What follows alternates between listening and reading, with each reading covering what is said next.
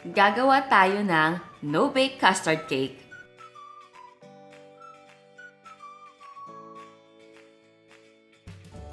Ito ang ating mga sangkap. Para sa leche flan natin, kailangan natin ng white sugar, large eggs, evaporated milk, condensed milk, orange zest, or pwedeng gumamit ng lemon zest, calamansi, or vanilla extract.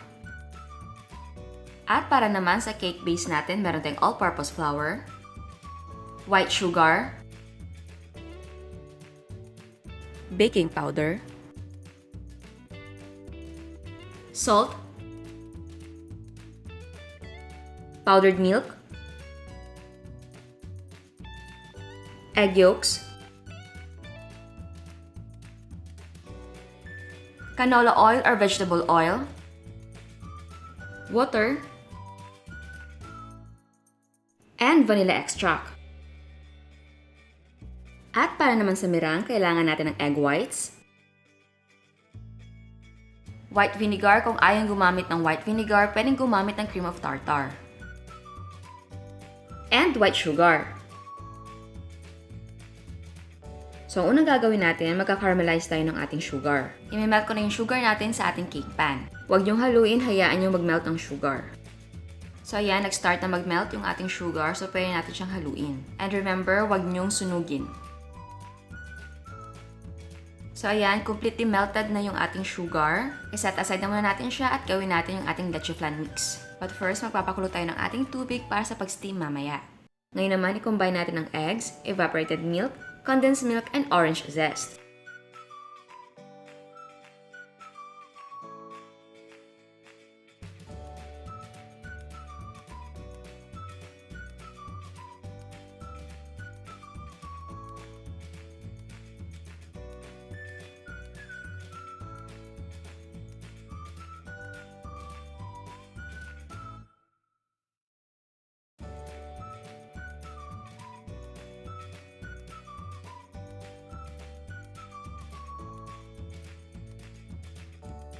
And then, strain natin yung ating mixture 3 to 4 times.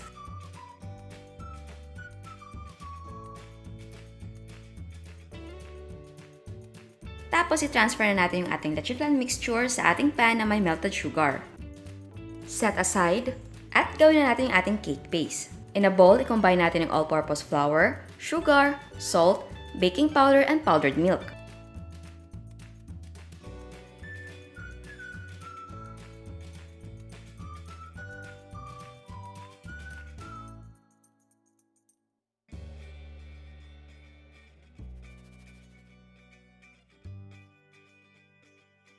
And then mix well.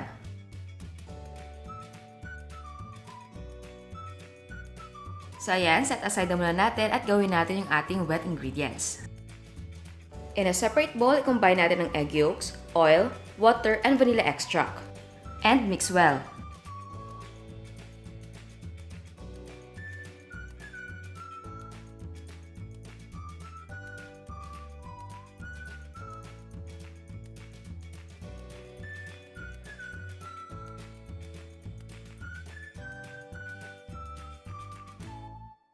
Ngayon naman, i-combine natin ang dry at wet ingredients.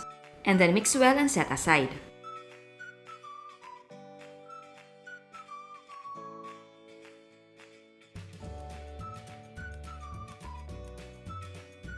Ngayon naman, i-beat natin ang ating egg whites until foamy.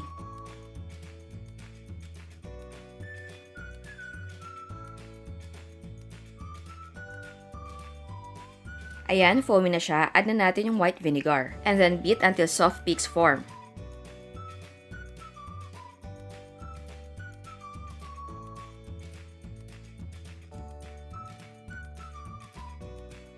And then gradually add the sugar. Tapos i-beat natin siya until glossy at meron ka ng stiff peaks.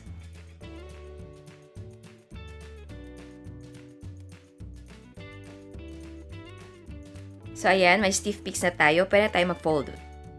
Ngayon, gently fold the meringue into the cake base. Huwag nyo na ilagay lahat ng meringue para hindi kayo mahirapan sa pag-fold. Gawin yung 3 additions.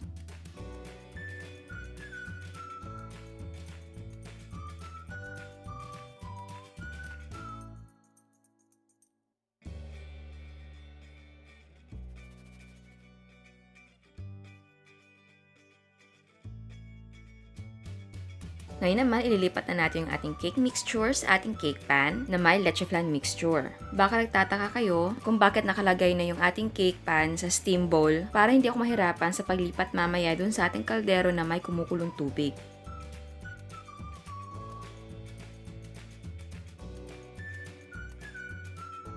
Ngayon, ilipat na natin siya at steam natin siya for 30 to 50 minutes over mid-low heat. At huwag kalimutan na i-wrap natin ang lid with clean cloth para hindi matuluan ng tubig yung ating cake. After 30 or 50 minutes, do the toothpick check or gumamit ng barbecue stick para mas mahaba, and if it comes out clean, the cake is cooked. Pero kung basa pa, extend the cooking time and check every 5 minutes. Pagkaluto, tanggalin sa steamer and let the cake cool down. So ngayon, medyo malamig na siya. Mag-slide tayo ng knife sa gilid para hindi tayo mahirapan sa pagtanggal.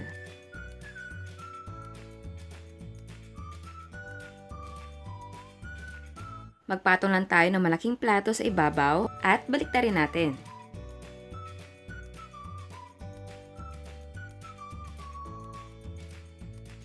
Ayan! So ayan, eto na yung ating no-bake na custard cake. And mas masarap kung malamig siya. At bago tayo mag-taste test, sa hindi pa nakasubscribe, please subscribe sa ating YouTube channel. And please click the notification bell para ma-notify ka sa mga bagong uploads. So ayan, titikman na natin.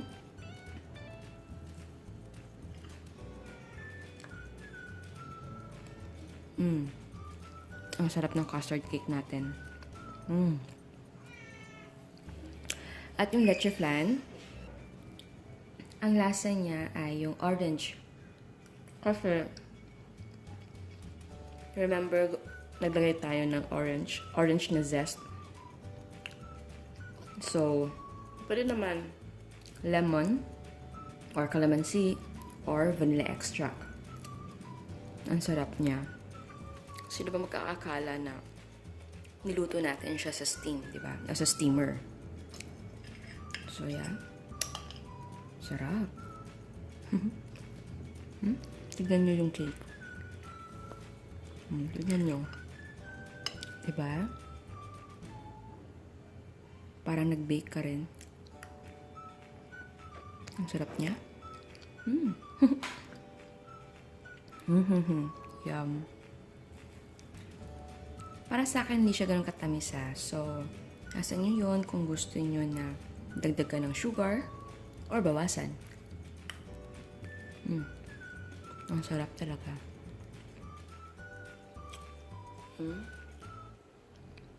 Sarap. Tignan nyo.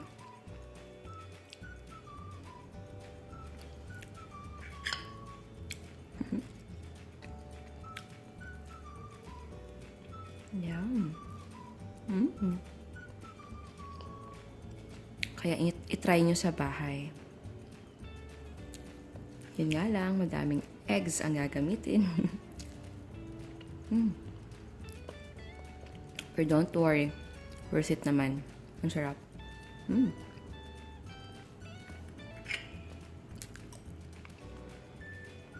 Yum.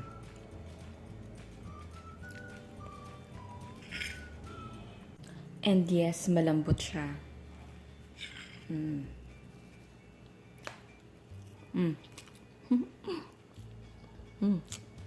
And gumawa ako na mas makapal. Sa leche flan, ang nagamit kong eggs dito ay 6, whole eggs yan ha.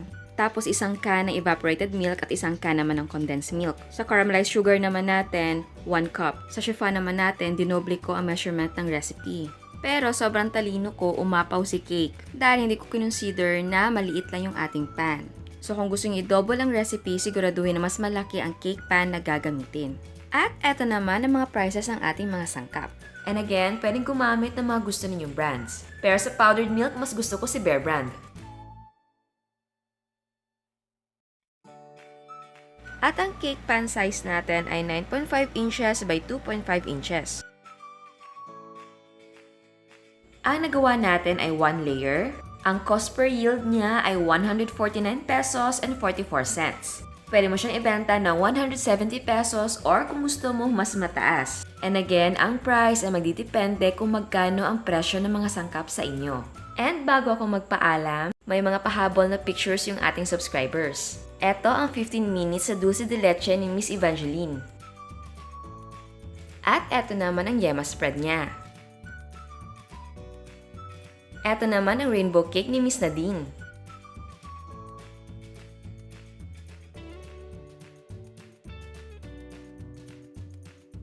No-bake brownies. Oreo ice cream. Carrot cake. Cupcakes.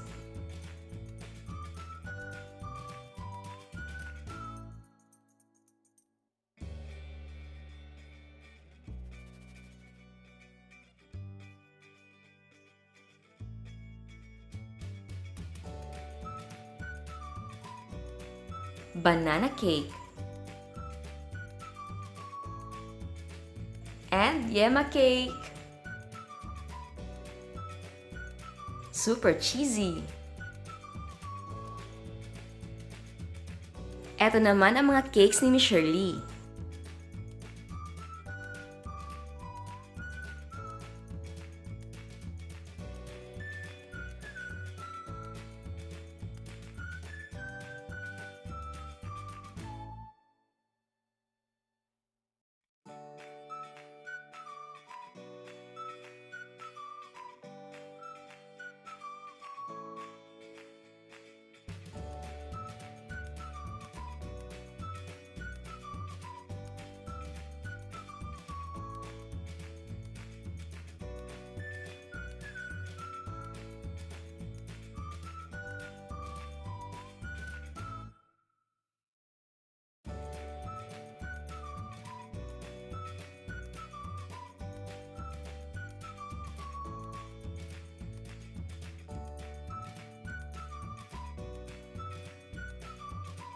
Meron siyang chocolate mousse.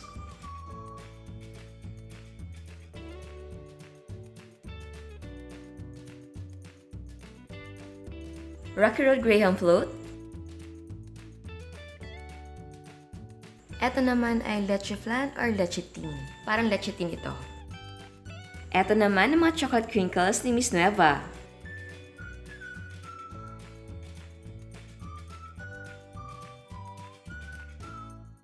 Ito naman ang mga creation ni Miss Ria. Sabi niya hindi naman daw siya nagbebenta pero gumagawa siya ng cake para sa mga anak niya.